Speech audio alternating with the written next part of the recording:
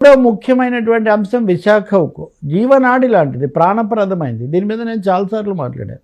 నిన్న కేంద్ర మంత్రి, సంబంధిత మంత్రి కుమారస్వామి గౌడ, పైగా ఆయన మన పక్క రాష్ట్ర ముఖ్యమంత్రి కూడా, కీలకమైన వ్యక్తి కూడా, మాజీ ప్రధాని కుమారుడు కూడా. కాబట్టి ఆయన నాకు మీ మనోభావాలు తెలుసు, అది చేస్తానని అన్నారు. నిన్న కూడా ప్రైవేటీకరణ ప్రసక్తి లేదు అని మామూలు భాషలో చెప్పారు. అదే కేంద్ర విధానంగా చెప్తారా? కేంద్రం ఒక తీర్మానం చేస్తుందా? కేంద్రం ఒక ప్రకటన చేస్తుందా? కేంద్రం ప్రకటన చేసే వరకు విశాఖ ఉక్కు ప్రైవేటీకరణను మేము విరమించుకున్నాము అని కేంద్రం సుస్పష్టమైన ప్రకటన చేసే వరకు కుమారస్వామి గారు కానీ, శ్రీనివాస వర్మ గారు కానీ, మరో మంత్రి ఏం చెప్పినా వాటికి ఏమీ ప్రాధాన్యత కానీ విలువ కానీ ఉండదు. ఎందుకంటే 35,000 కోట్ల రూపాయల అప్పు విశాఖ స్టీల్ ప్లాంట్కు ఉంది. ఈ అప్పుల నుంచి బయటపడితే తప్ప ఎవరైనా తీసుకోరు అంటున్నారు. మరి మీరు ఎంత ఇస్తున్నారండి? 11,000 కోట్లు లేదా 12,000 కోట్లు, అంటే మూడో వంతు మాత్రమే ఇస్తారు. 3 నెలల జీతాల గురించి తటపటా ఇస్తారు.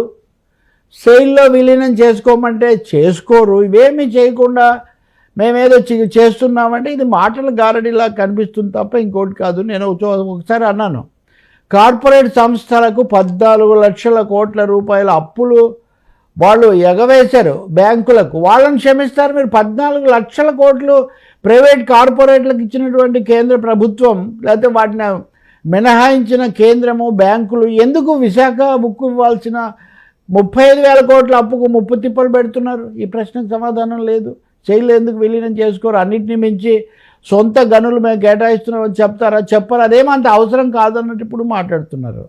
ఇప్పుడు రాయలసీమ విషయానికి వస్తే కడపలో చంద్రబాబు అంతకుముందు వైఎస్ రాజశేఖర రెడ్డి ఉన్నప్పటి నుంచి కడప ఉక్కు ఫ్యాక్టరీ అంటున్నారు. విభజన చట్టంలో దాన్ని పరిశీలిస్తామని కూడా చెప్పారు. అయినా కడప ఉక్కుని ఏమీ చేయడం లేదు. ఒక 3 సార్లు చంద్రబాబు, 3 సార్లు జగన్మోహన్ రెడ్డి దానికి శంకుస్థాపనలు చేశారు. ఇప్పుడు విశాఖ అనకాపల్లిలో ఆర్సెల్ మిట్టల్ ఫ్యాక్టరీ, ఉక్కు ఫ్యాక్టరీ పెడతా ఉంటున్నారు. కడపలో పెట్టాలి కదా. ఇప్పుడే ఒక ఉత్తరాంధ్రలో ఒక ఉక్కు ఫ్యాక్టరీ ఉంది, దాన్ని కూడా అమ్ముతా ఉంటున్నారు. అటువంటి చోట ఇంకోటి ఎందుకు పెడతారు మరి? అంటే ఇవన్నీ కార్పొరేట్ దిశలో నడుస్తున్నవి. 3 కీలక